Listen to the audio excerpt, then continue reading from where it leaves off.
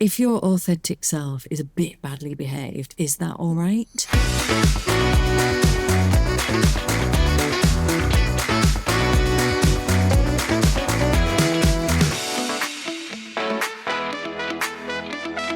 Hello and welcome to Tea Talks. My name's Lisa Burrow and I'm the Programme Director for Women Transforming Leadership here at Saïd Business School. And I'm Lucy Shaw and I'm the Programme Director for the Oxford Strategic Leadership Programme, also here at the University of Oxford Saïd Business School. And today, Lisa and I were going to be talking about the authenticity paradox. The thing that I'm picking up in practically every meeting, every classroom that I'm in is this idea about leading with authenticity. And I think that we've got to a stage now that people are tussling with what does that actually mean in practice?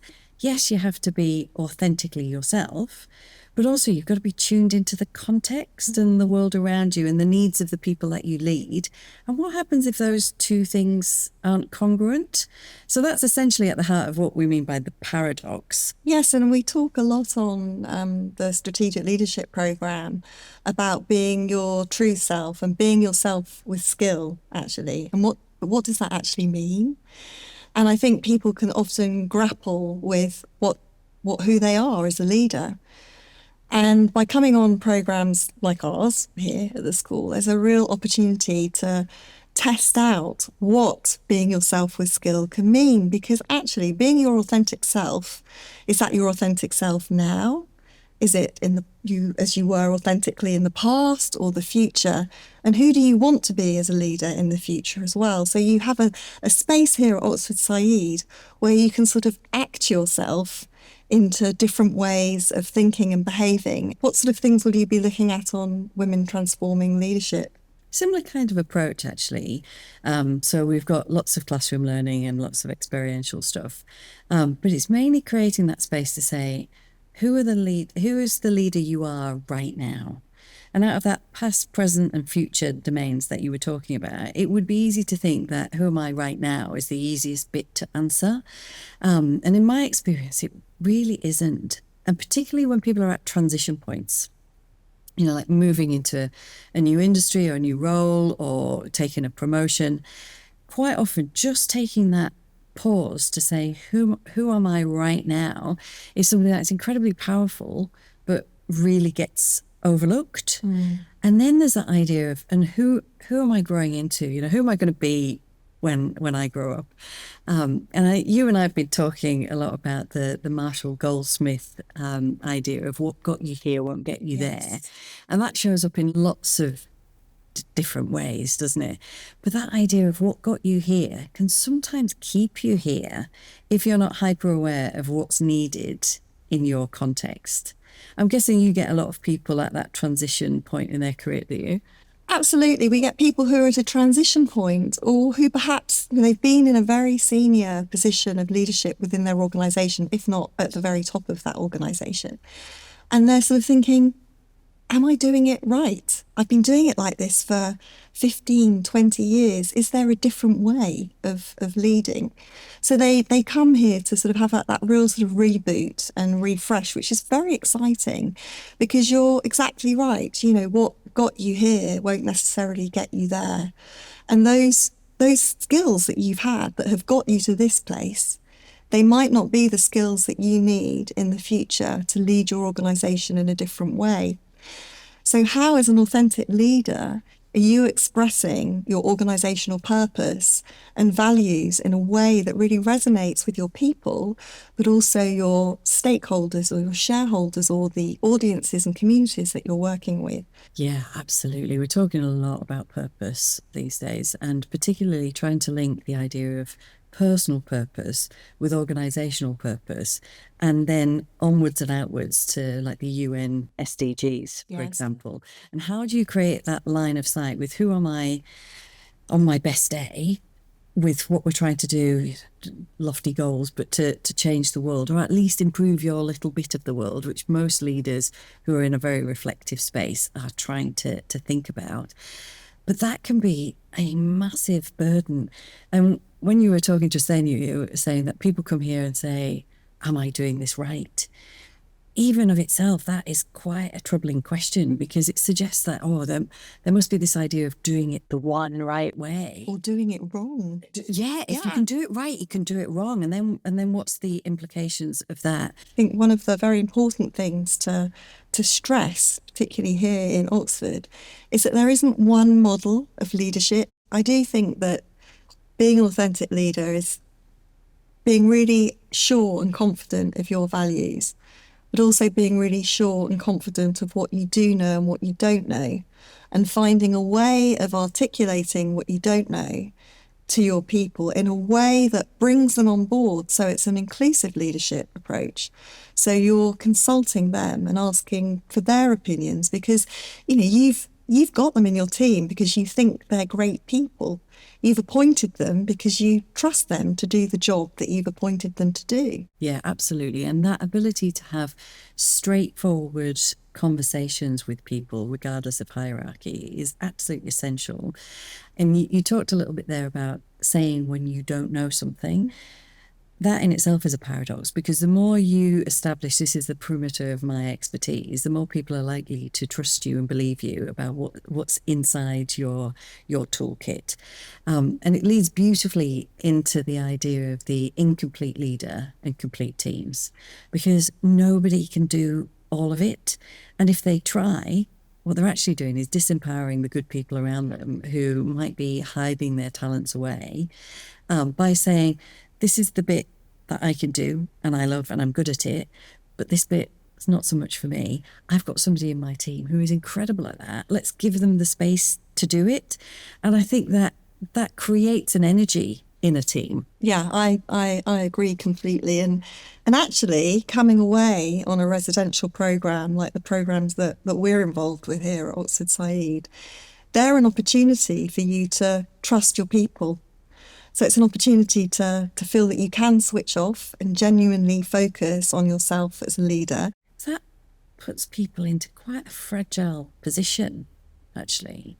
And I was thinking when you were talking about sometimes people have their first real go at full delegation when they come on this program, and that can be quite an enlightening and liberating experience. I've seen that loads of times. Yeah. I've also seen it as a bit of a wound. Like, it worked really well without me.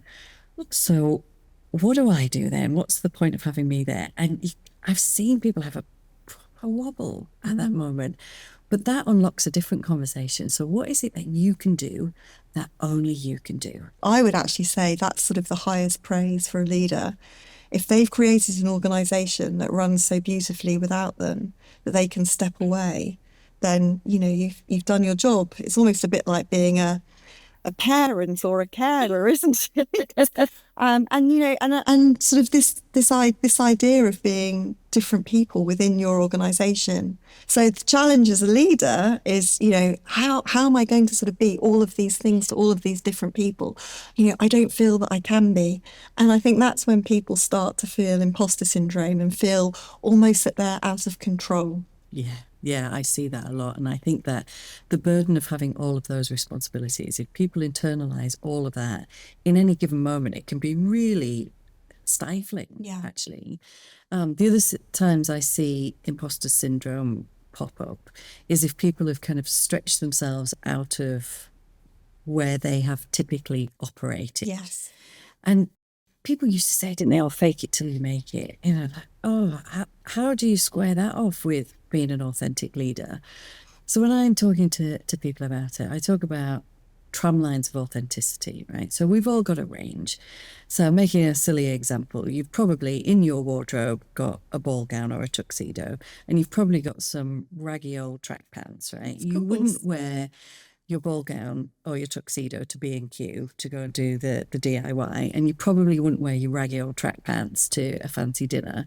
But both of those things are in your authentic range.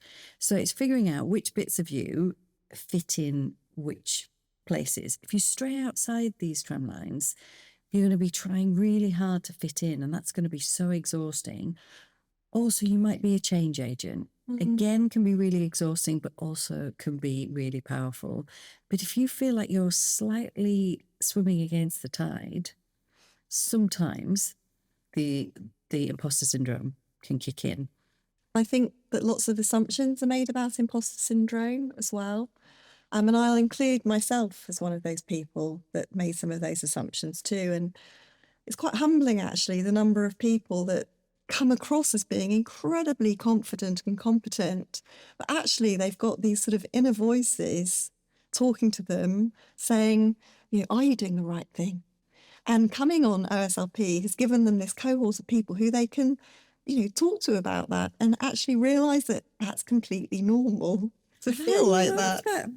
They have that, because imagine the people who are doing these really big jobs, if they didn't take a moment to question, am I doing the right thing, they might just go ploughing on ahead and miss something. So having that inner voice, it's really important. Yeah, I think as we start to draw this to a close, I think you've done a really nice job at bringing us back to one of the elements of the idea of the paradox, that you have to be attuned to your time and you have to be attuned to your people, and yet still true to the leader that you are. So if you, as a leader, remain curious about what's going on and be developing other people and surround yourself, as Deborah and Kono encourages to do, by the complete team, then that way you are in both of those aspects. You are still being authentically you as this gloriously unfinished masterpiece that we all are. And yet we are still operating in that kind of adaptive and situational leadership that we know really works. Well, Liesl, people have been sending in questions to ask us as part of our tea talk today. So I'm going to ask the first one, if I may. Have you picked it? Is it just random? It is random. But no, the question's not random. The question's a good question. What is your advice to an aspiring leader when it comes to imposter syndrome? Funny, we were just talking about that. I usually talk to people about take this moment as an opportunity to think about the good things that you bring to your leadership style. Inherently, that's going to involve thinking about things that no longer serve you well and you might want to get rid of them. But I always bring it back to that idea of who are you on a good day, and how do you be that most often? And I think that helps settle down that little chattery voice that we all have from time to time. And I would also say, actually, that little chattery voice, try to see them as a friend, because, they're getting you to reflect on yourself, and we can't do enough of that, really. Brilliant. Very good. Right. I'm going to ask you a question. Okay. How do you overcome your inner voice when it's been negative? Oh, gosh, inner critic. For me personally, I have got a network of professional friends and colleagues who I can talk to, and I can run things by them that are troubling or worrying me. Those things that you might wake up in the middle of the night. You might think you're fine, but you wake up in the middle of the night and you're sort of thinking, why am I thinking about this thing now? It's important. And that's your inner critic, your inner voice, sort of reminding you that you're not completely sure of the decision that you want to make. So I think it can be quite useful to sort of talk through different scenarios for addressing that issue, that concern that you've got. And that's certainly how I do it. And I know that people who come on the Oxford Strategic Leadership Programme, the networks that they create within their tutor groups, but within the wider cohort as well, those are the people that you can go to talk things through with. And sometimes just by having someone reflect back that issue or concern to you, it can make you look at it in a different way. Right, so let me think about another question that I can ask you. Do you really need to bring your whole self, underlined twice, to the office? Oh, crikey. That is, for me, back to that idea of the mixing desk, and like, what do you want to dial up while you're there? I think it's important to make sure that you're not bringing anything into bringing anything to the office that sounds like sandwiches and biscuits, doesn't it? I'm more thinking about which aspects of you do you show. Don't show anything that's not really yours is the main thing. Sometimes it will be useful to you and to the people around you to just dial certain things down. But if you've got something really huge happening for you at work, at home, hiding it at work isn't really going to be a good thing because, again, people will pick up on that idea. Sometimes it's just as simple as saying, hey, I'm not as upbeat today because this is happening, or what it took for me to get here this morning was this. Just to let people know kind of where you are with something. So that's the first thing. The other thing I think is possibly hiding in that question is if your authentic self is a bit badly behaved, is that all right? And I don't think being an authentic leader is an excuse for, deeply ingrained bad behavior. That's just not acceptable. And then we need to find a way of calling that out. Sorry, that was a lot for that answer. What do you think? It's really interesting. And when you were talking, then you reminded me of one of our brilliant tutors on the Oxford Strategic Leadership Programme. She talks a lot about the emotional backpacks that we bring to the office and how we need to be aware that, our colleagues, we're all carrying emotional backpacks of things that are going on in our home lives, in our external environments. And it doesn't mean you necessarily have to lay everything out bare on the table. But as you say, I think there is something there around letting people know that you might not be quite yourself at the moment if you've got some serious worries. And people will appreciate that. And it will help them understand how your own behaviour is going. Can an introvert be a good leader? Yes. I say that. I say that immediately. And actually, I think a lot about extrovert and introvert. And in fact, right at the beginning of my career, I was sort of known as the person that sat in meetings and never asked a question. And I realised that this was a behaviour that I needed to change because I had lots of questions that I wanted to ask. So I made a decision that I was always going to ask a question, even though I was in my 20s and I felt that I was asking a foolish question. It's important to respect that questions are good questions. If you've got to ask it, there's a reason. Really good. I think the idea of extroversion and introversion quite often gets muddled with things. So extroversion in particular can often be muddled with confidence. It becomes interchangeable with confidence, therefore suggesting that quieter people are less confident. Not true. Not true. So extroverts typically like to say lots of different options as they're thinking it through. So the thinking is kind of on the outside of their head. And I think that brings a few danger points. So extroverts who don't necessarily contract clearly with the people around them might say 16 different ideas in a meeting, not knowing that other people leave that meeting actioning all 16. And it's easy to get around once a leader is aware of it by saying, well, when I'm saying all of these things, it's perfectly fine for you to say, yes, but which of those are we going to do? So don't confuse an exploration with an idea, an instruction, or an intent. And I think that's where introverts really can be a brilliant counterbalance by saying, I'm hearing a lot of things, I'm thinking a lot of things, which way are we going to go? No, you're so right. And you said something else in there, Liesl, that is completely true, and that's about energy. And quite often, if you're an introverted character, you might feel that, you need time to process your thoughts and have time on your own to sort of think and reflect. Whereas you say, perhaps if you're more extrovert, you'll be saying that all externally.